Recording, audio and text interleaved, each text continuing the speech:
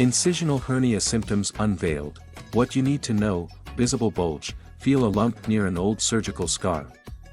It might pop up when you stand, cough, or strain. Discomfort or pain: some people get a mild ache, others feel like they're lifting weights with their belly. Pressure or heaviness: some individuals describe a feeling of pressure or heaviness in the abdomen, particularly around the hernia site, aching or burning sensation in the area of the hernia, which can be exacerbated by physical activity or lifting heavy objects. Nausea and vomiting: in extreme cases, it can mess with your gut to the point of nausea and vomiting.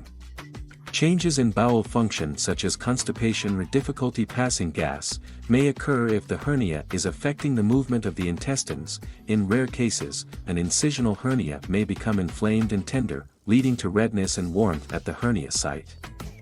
This can indicate a potential complication. If you have any of these symptoms, contact Dr. Tulip TODS now.